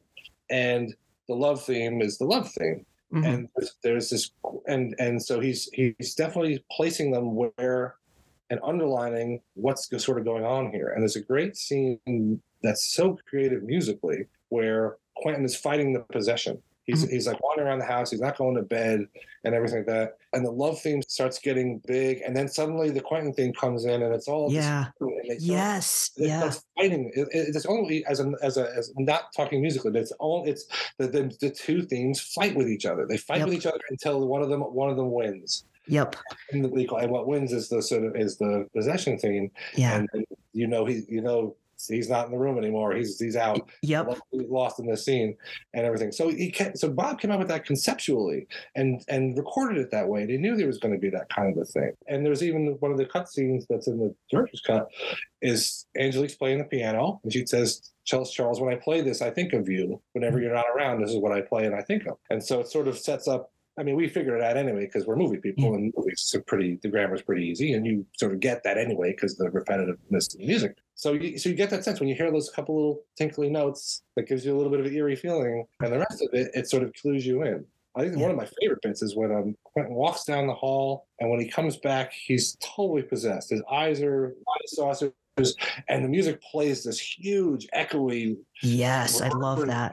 Yeah. Version of the Quentin's theme, and it feels triumphant, but it's bad triumphant. Yes. It just roars. It's amazing. Perhaps this. I would say this might be an argument to them hammering the love theme a little bit so much, but I will say that the current cut of Night of Dark Shadows is like 94 minutes, and the director's cut is 129. So there's more scenes in it that spread the current scenes apart. So it's one of those things. If you have, if you think, oh my God, they played a love theme again, well, you would have had 3 minutes and 3 or 4 minutes of other scenes with other music and different things happening before this came back again. So it wouldn't seem like on top of each other. The music wouldn't seem on top of each other. And that's a great segue to talking about this, because the full version of Night of Dark Shadows, I think you would hear less people complaining about, they use that love theme over and over again, or there are parts where the cuts are kind of jarring, and it's because Curtis had to cut the film last minute because MGM made him do it. So do you want to talk a little bit about that and how you discovered this footage, which is absolutely remarkable? Because unlike the House of Dark Shadows footage is gone, like you said, Dan Curtis himself cut that stuff, and I don't think that exists anywhere as far as I know. The house of like David hanging in the closet, and Jeff Clark's art show where Barnabas says, in fact, I've done something for him, and there's that whole bit that's all that doesn't exist, right? Doesn't exist. It's one of those things. No, I apologize in advance to any listeners if this gets too technical or just gets incoherent. I've tried when I discuss these things to make things really easy to understand, because I remember when I was a teenager and reading about film restoration and film stuff and how things were sort of done, people would talk about stuff all the time, and I would never understand what they were talking. I would understand some of it, but I didn't understand what they're talking about. And there was no way to look it up because it was all library books and there was no internet. So I always try to, perhaps boringly, over-explain things for the layman. So I apologize in advance if that gets tedious. But basically, all these movies were produced in New York. They were shot in the New York area. They were mixed, cut, visual effects, if there were any, main titles and dissolve, stuff like that, were all done in New York. And then when it was at a version that Dan agreed to, they would fly it out to Los Angeles with the picture and the audio, show it to the studio head, and they would go, great, or not. And then let's start making prints. That would pretty much it. So in the case of House, any of these cuts that were made were cut way back in New York when Dan was editing it. He never handed all the stuff over to MGM or the studio. It stayed with his storage and all the projects that he was doing, his personal or studio or his own Dan Curtis production storage, and all that stuff. Over the years, all that stuff was discarded. I think probably around the time Dan moved out here in the mid-late 70s to LA from New York, Connecticut. And I think it was, you know what happens when you move. Stuff gets, and then you sit around 3 years later going, good God, why did I throw it away? Yeah. God, why? I saved this, I didn't save that. What the heck? I don't think Dan cared, but this is obviously before the idea of any sort of home video or director's cuts or anything. It was plus it was a hit. It was a hit. So there was a need for all this stuff. So just like heartbreakingly all that original, I believe 16 millimeter footage from the original show of all those establishing shots of the house and the garage and people walking into the car and back from the car and stuff that gets used in the early episodes of Dark Shadows, all that stuff's gone. I would you kill to see that restored in HD. Oh my God! Wow, tons of that stuff would be amazing. So I feel over the time they removed all that House of Dark Shadows stuff got junked and thrown away. For Night, the version that he cut was the long version. It was a long version. It was even longer, but he cut it down a little bit before showing it to MGM. So it comes out to New York with the picture and the sound of the long version, we'll call it, shows to MGM, and they told, it was 129 minutes, and they said the thing just goes on and on. You guys didn't know when to stop, did you? And Colbert thought it was a masterpiece. He said that before, especially if you compare the directorial technique and maturity and technical slickness of two versus Night versus House. Even Dan said, "Oh yeah, I was such a better director on the second one." He showed it to the studio, and they said, "Cut it out." But they'd already booked a whole bunch of dates in the East Coast, way too soon for them to be showing the movie. There wasn't like, oh, let's maybe we'll reshoot some stuff, maybe we'll change some stuff, maybe we'll this. There was basically, we have till tomorrow to cut 40 minutes out of this movie because in a week we're showing at 100 or 50 screens in New England. We have to send it to the censor board, MPAA first. So we got to start moving. We got no time. So there's somewhat legitimate reasons for the ridiculous timeline that this was done under. One wishes they could have said, let's pull it. We'll reschedule it for December instead of August 71, and then we can have some time to sort of finesse it a little bit. But they just were sort of under the gun. And I think Sam Hall told me that the studio person didn't like Grayson. Didn't like Grayson's character. They wanted her out as much as possible. Gosh, wow. That's, really. Yeah. Makes no sense to me. And I don't know how, so they went through the whole thing and they tried to make sense of it. It's funny because we found Sam Hall's notes from when he was in LA of like, okay, this is what we could cut out. We call it, this will take us this many minutes. This will take us. Didn't he cry when he saw that how much was cut out of the movie that he wrote? I believe he said he did. Yeah. The story was, they went through this whirlwind thing of cutting and chopping and moving and doing the rest of it and mix it. And they show it to the studio, and the studio goes, "There we go. It's a tight little thriller." But that makes no sense. And they said, with your audience, it doesn't matter. Your audience doesn't matter. Yeah. And then, you go through this whole big whirlwind, and Stan has other things to do in LA to continue with this nonsense. And Sam flies back, feeling like with his tail between his legs, Sam Hall, the writer. Mm. And he said he broke down on the plane, after a couple of days, he broke down on the plane because he realized when I come back, I got to tell just the whole experience. And of course, he's got to tell his wife, Grayson, about it. She was particularly dedicated. She thought it was pretty great. But so given that sort of background, so the stuff that was cut had been handed to MGM, the studio, unlike the house stuff. So it was a policy that if they were cut, when they finished the movie, they cut their negative. They cut the original negative. They cut it to, so it looks like the final film. It has all the shots cut into it, next to each other. They cut out all the fat and all the slates and all the junk. It's the final movie as it is. They cut the original negative to the long version, so they had to recut it, which you never want to do to an original negative, frankly. So they had to recut it to conform to the short version. And when they did, it was studio policy back then. I interviewed the guy that used to be the negative cutter at MGM. He told me this, that if you were ever touching a cut original negative, you made a backup. Oh, okay. Because if you were doing it, it was a tough, it's the original negative. Once it's gone, there's nothing. If you're cutting a frame here, cutting a frame there, and you miscounted and you cut 2 frames sooner or later or whatever it is, and you had nothing to repair with. And then you'd be watching a movie which had splices in it from the first day, and this is not professional. It looks like crap.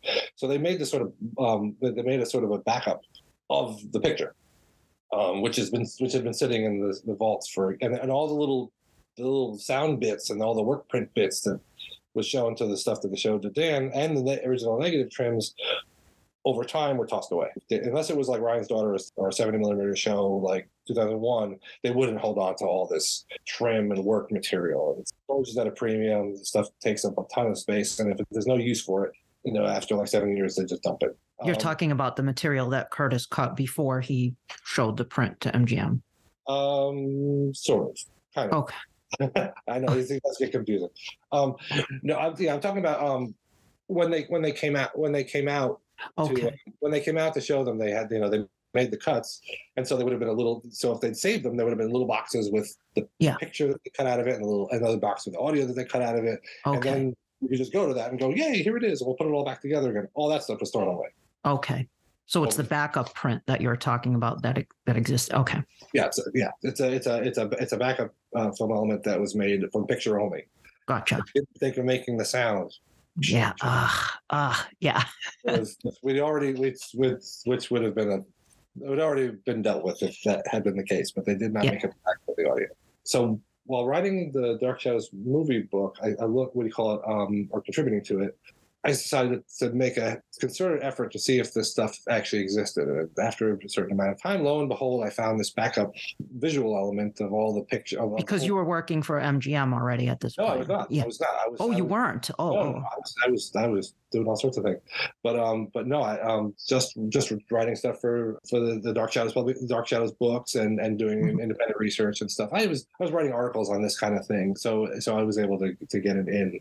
But I had no studio association at all, and got in touch with helpful people over at the studio and explained everything. And they said, okay, well, let me send you an inventory and we'll look through stuff. And I looked through it and I found, lo and behold, I found this thing that looks like it's the longest version of the picture. It had many more reels than the other one should have, and it was like all the bells went off and stuff. Wow. And I was able to look at it on a bench, rolling through it with an editor friend of mine, and it's just one scene after the other, new material. It was just absolutely astounding. Unfortunately, when we examined the audio, not the audio was the exact audio from 1971 with actual tape splices wherever the deleted scenes would come. So you'd watch it on the editing table, the flatbed, and so I'm like, I'm listening to it. Okay, I'm gonna listen to all the audio and see how much of it is still here. And you'd see all these white pieces of tape on the rolls. And then as you're coming closer and closer to the end of the scene, you see the tape getting closer and closer and closer. And then just when it's about to cut to a cut scene, there goes the tape over the head, and you're on to another scene. Heartbreak. Yeah. But there's like two scenes, but they left two scenes in. Oh. The audio had two scenes in it. One of them with Grayson, so we still have the original audio for that. So you got two scenes with the original audio, plus all the later gore trims that they made. All those little bits. Did the seance scene, does that have the audio missing? Yes. It did. Okay. Yeah, unfortunately that was the two scenes where the audio is back is there's one where Tracy, after Quinn attacks her, she looks out the window and sees the ghostly form of Angelique in the tower window. And she makes a pledge. She says something about she said she won't leave. She's going to stay and fight for him. Great. So at least gives her a little bit of cojones. Yeah. Without that, she's just sort of like, she's been attacked, assaulted, nearly raped, and she still stays. Why doesn't she just leave? Well, now you have a scene that explains that. Yeah. And so that's back, and it gives her a little bit of a backbone. This is something to root for, which is kind of cool. So we have the audio for that, and the following scene, which has Quentin down the hall nearly at the same time, encountering Carlotta, Grayson Hall. And she pushes him. She says she's got to get out of here. She's got to go. We got to get her out of here. She's gonna, and he barks at her to leave her alone. He knows what he's doing or whatever, and leaves. So those two we have the audio for. We got those. We got and there's music under it, which is great too. Music and sound effects. Oh, great, perfect. Yeah. Cool. So I think of a 94-minute short cut, we have about 101 minutes of original audio survives, and miraculously over the last couple of years, I found audio for another scene. I discovered original dailies audio for only a couple of reels of it. I found some original dailies audio, and it's one of the for a cut scene. So it's absolutely glorious. Oh, that's fantastic. So you discovered it was over 40 minutes of footage that hadn't been in the film before then, right? Yeah, about that. Yeah, about that. Okay. And there was some audio, but the majority didn't have the audio. But you subsequently were able to get the surviving cast members together to re-record their audio. How did that come about? And how does it sound with the re-recorded? Because you had to get a replacement for Grayson Hall too, right? To do that, to do Grayson's character in that too. And I assume some of the people in the flashback, like Thayer David and stuff. I don't know. How did that work? Any of the Thayer David bits are ones we have audio for. Okay.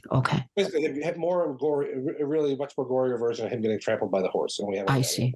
That's cool, and it's really great too. Oh, it's so nasty! It's wonderful, absolutely delightful. So, this is back in '99, and we call it '99 or so, and I started pushing Jim Pearson over at Dan Curtis Productions because we work hand in glove in this the whole time. That hey, let's try to get let's start getting the actors to re-record some of these lines. We sort of know what they are. Let's see if we can get it. And so I think it was the 2001 convention. We said, hey, I said, what can we get together? I said, well, since we're out here, let's get Nancy Barrett and Diana Millay. They're going to be here at the convention. They might have both been local at that point to New York. We'll stay an extra day, and I'll direct them, and we'll do their missing lines. It'll be great, and everything. And that way, we're ensuring the future. Let's be smart. Let's think ahead of the curve, just in case we don't get a go ahead, because it's going to need to be done at some point. Let's do it, and that has turned out to be the absolute right decision. I can tell you that. I was sort of inspired by there's a guy over at Warner's and Turner named George Feltenstein, who's a real emperor of film restoration and archival stuff. He's been there for decades.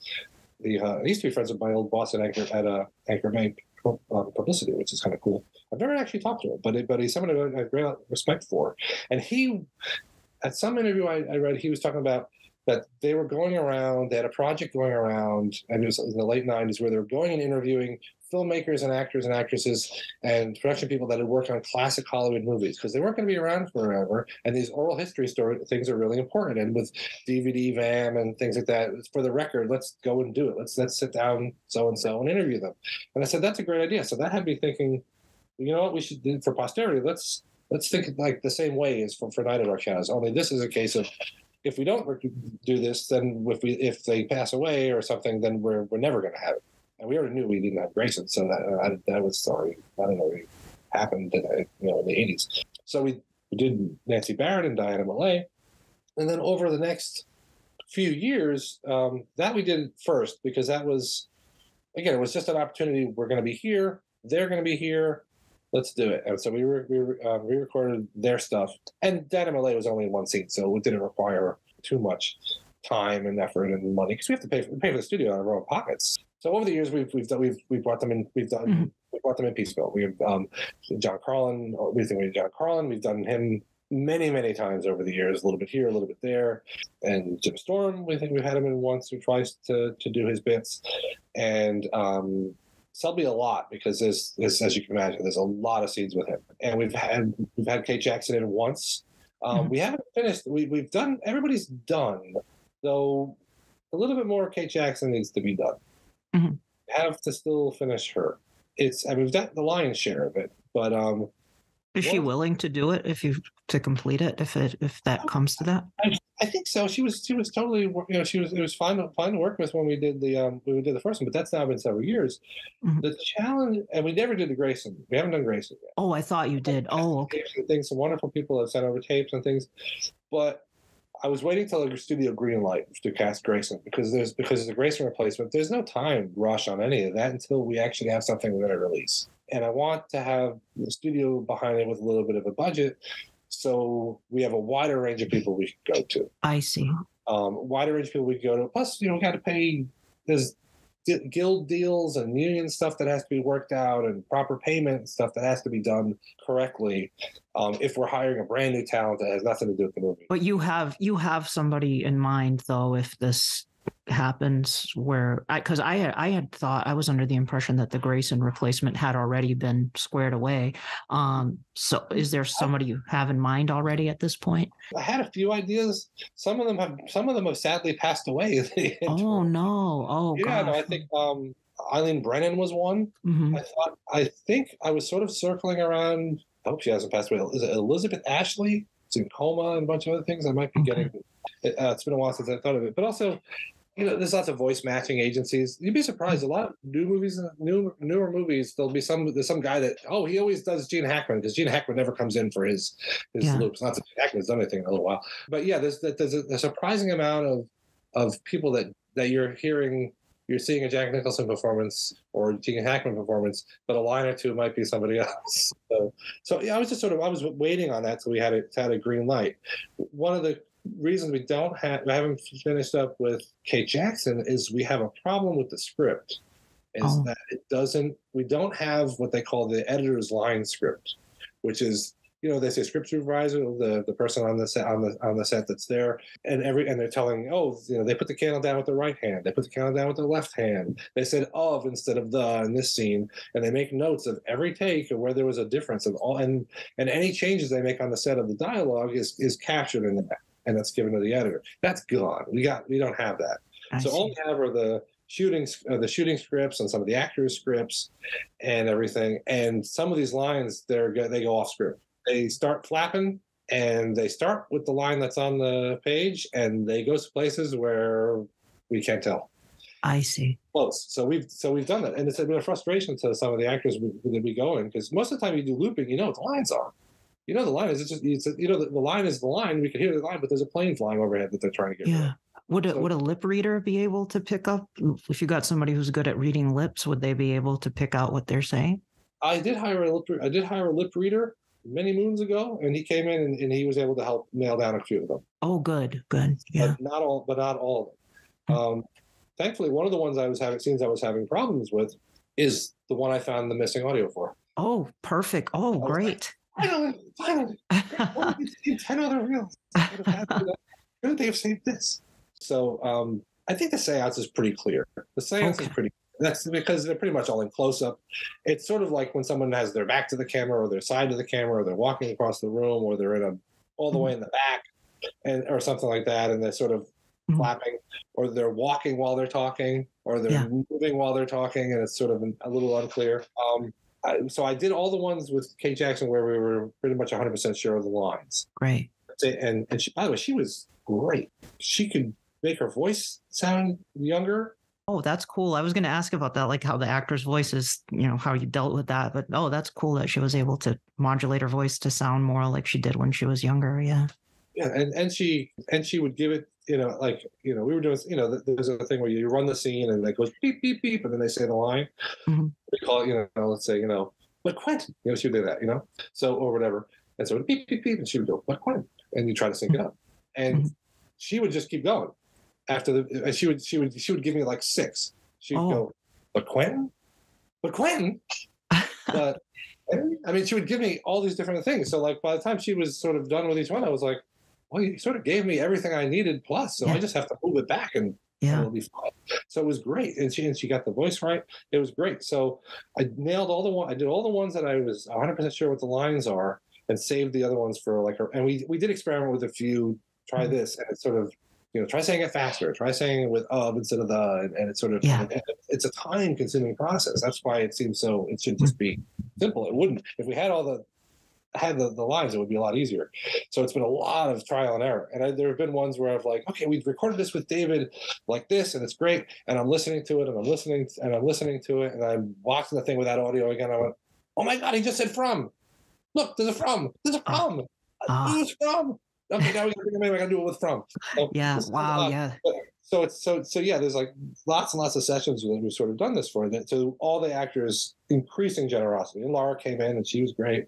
Everybody's voices has changed somewhat. All this stuff, all the sort of, we've just been concentrating on getting the raw sessions, because again, all the sort of mixing, and there's tools you can bring people's voices up, you can bring people's voices low, you could make someone faster, you can pitch correct it this way, you can do that. There's a lot of tools, especially if you have a line, if they're right next to a line that's original in the other cut, and then the next line is a new one, they can compare them and try to make the levels match a little bit more, or bring the noise up or down or something. So that's something that has to be saved for the final mix. I mean, in addition to the seance scene, there were other, as you mentioned, there were scenes that were supposed to have been longer, but there was the piano scene you mentioned too, with Angelique and Charles. And were there any other like major scenes that were cut from the film?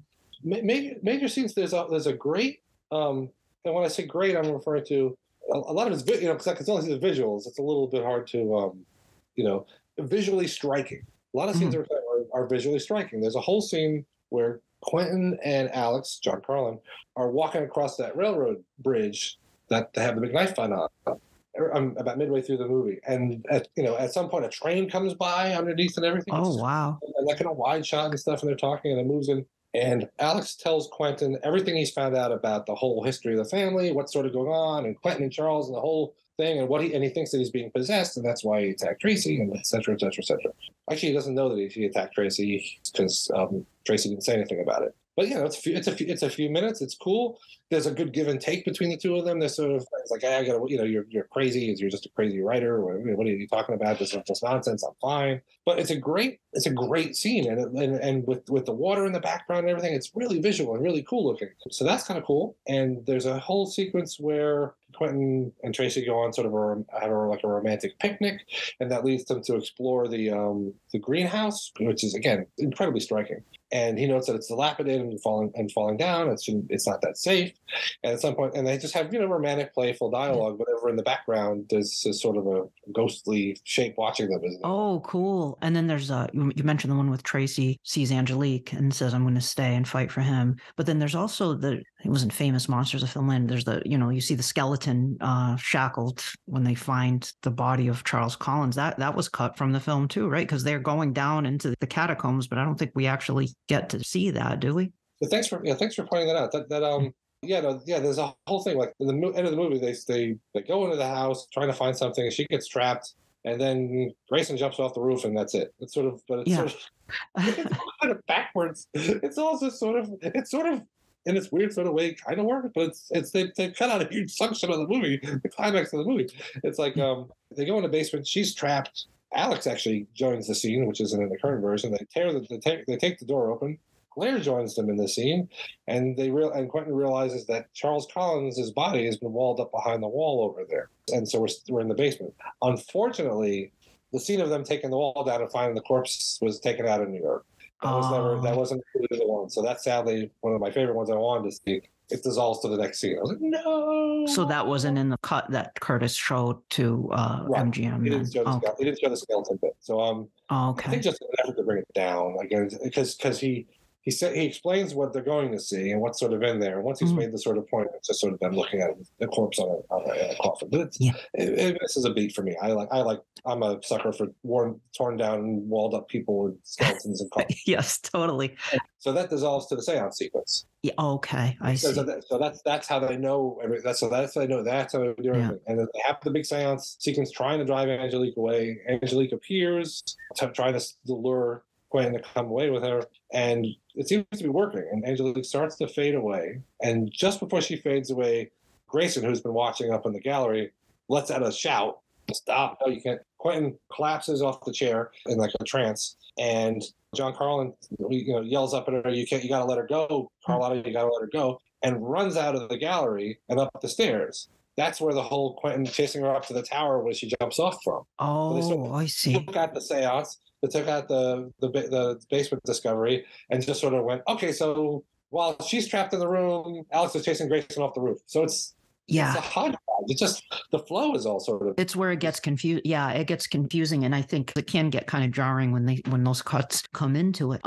You had to rescore the music in the film too, and the sound effects and everything, right? So did you bring in Robert Cobert to help with that? Definitely. It's not so much a rescoring as we call respotting. Respotting. Because I was saying he wrote some original music to it, but it wasn't to the scene. It was 12 cues that you could place at various spots of it. And of course, as I said, they used some of the original show music. So if you watch this thing, anything could be there. There's no audio.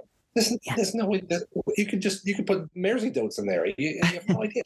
But there are a couple bits where, let's say, a scene is about to start and then the audio cuts, and there'll be like two notes in the audio. Oh, so you'll get audio tracks, and you're like, and then we'll sync it up.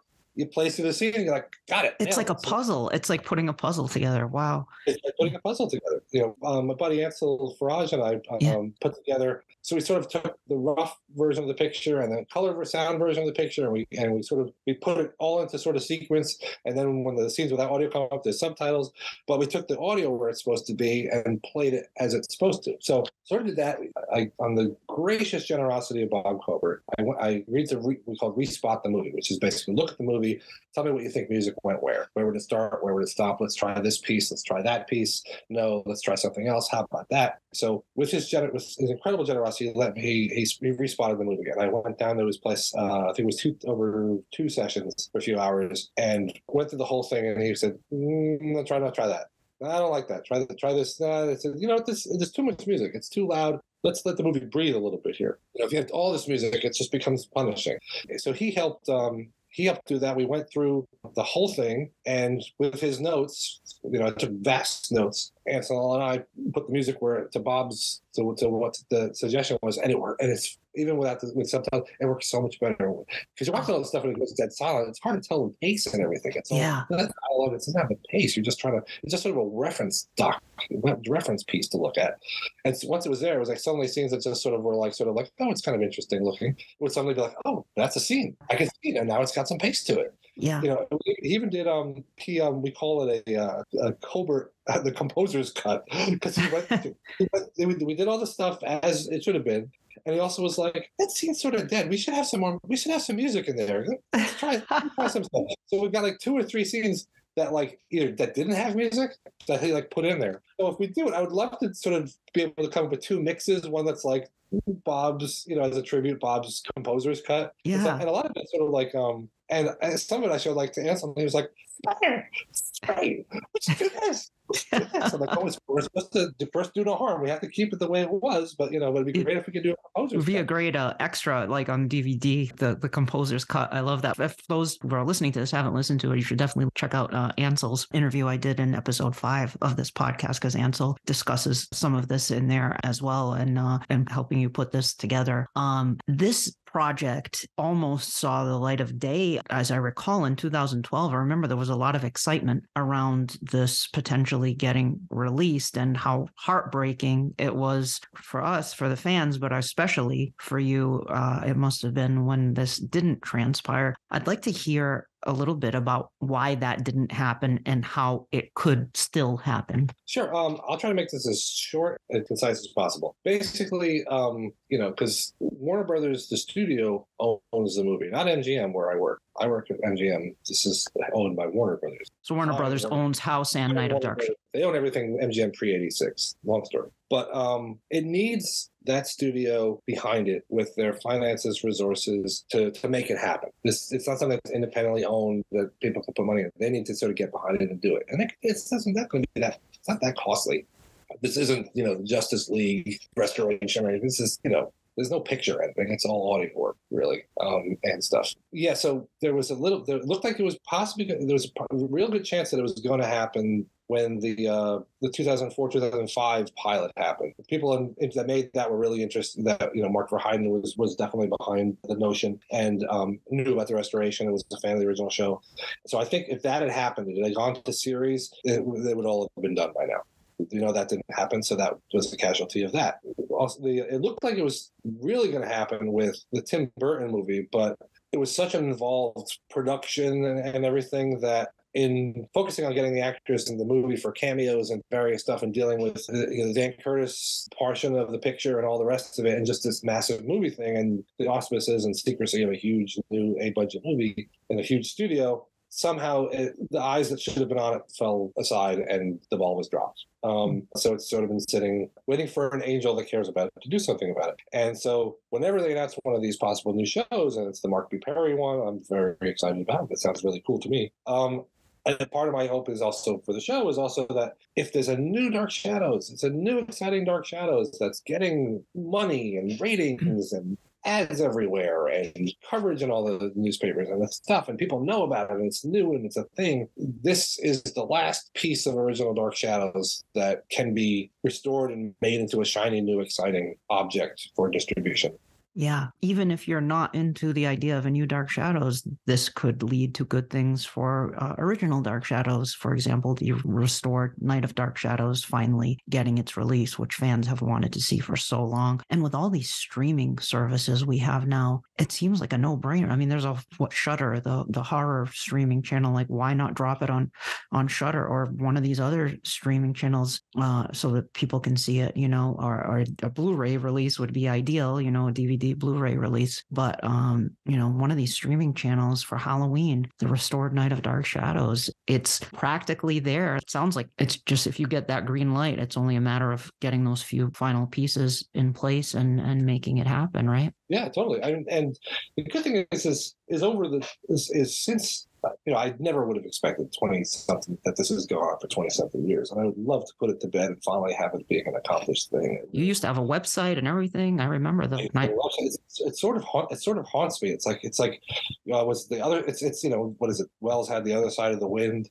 Finally finished. That was never going to happen. So I'm like, so it can happen. I think it certainly can happen. It needs, as I said, it needs the right person to say yes, because I think, let's say, whether it's a partnership deal, Warner Brothers pays a little bit, and HBO Max throws in some money, and Shudder throws in some money, and they get it for like a year as an exclusive or something, and then maybe Shout Factory or whatever, some other, studio wants to pony up a little bit more money for it, or Criterion or something, I think hoping Criterion will come to it. I feel like they've got deeper pockets for this kind of a thing. Mm-hmm. I just think if you spread this around between the different areas of revenue for it that would play it, I think it would be an easy decision to make. I just think it's you can totally make the numbers work. Absolutely.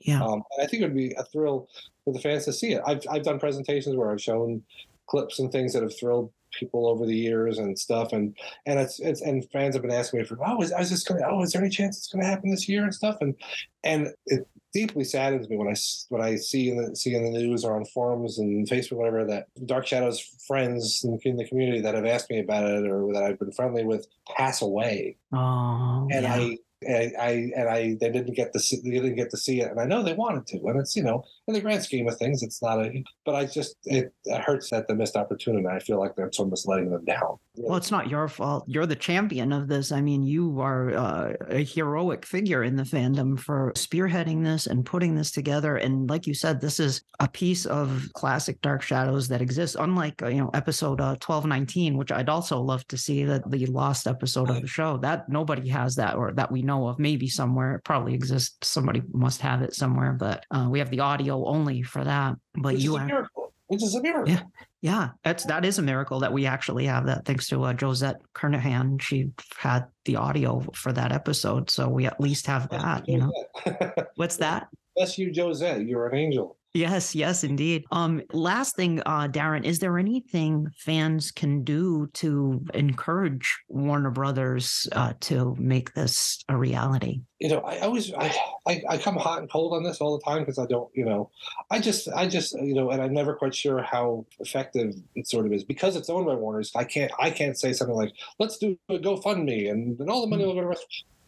I don't have the legal rights to do such a thing. The studio would have to do something like that. I can't. So, but I would say I think Ansel's always hot on the iron there when they have interviews with people that put out, at Warner's and stuff like that, saying, hey, can you do the restoration? Or, hey, it doesn't hurt to send nice, polite emails to people in HBO Max, wherever they may be, or Facebook pages like Warner Archive or something like that, just to, to show your enthusiasm and interest for it, or even TCM, because it always helps to keep it in people's mind.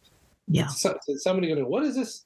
Someone's asking about Night of Dark Shadows. What is this Night of Dark Shadows that they're asking about? It's, those Dark Shadows fans, they ask us every month, well, what is it? Well, is this movie about, the right person is going to, might get that right question at the right time, Exactly. Don't give up. I'll put links in the show notes to Warner Archive, some of the other places you mentioned, because folks listening to this, if you want to see Night of Dark Shadows, just like Darren said, if the right person hears that question, it might spark an interest in making this a reality for us to finally see this. What would be the ideal for me would be to make it finally happen, have people out there for people to see. And for some fans that have hated Night of Dark Shadows since day one, to come up to me and go, I hated that movie, but man, I don't know, that long version, it sold me. It's got a real something to it. I think you were. It wasn't all this effort wasn't for naught.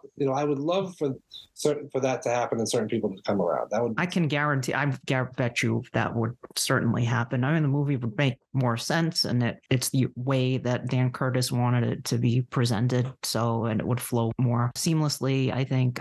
So, absolutely, 100%. Darren, any closing thoughts before we jump out of here? I can't think of anything, but I'll say one thing is, maybe some of these things, the timeline of these things happens for a reason. Like who I was in 1999, 2001, and my experience level versus now is so different. In the interim, I've produced projects where we're re-editing scenes and finishing things completely in post-production and doing a full remaster and restoration. And I've done audio restoration stuff. So I've got all this sort of stuff behind me that I didn't have before. So I'm much more experienced in that than I would have been.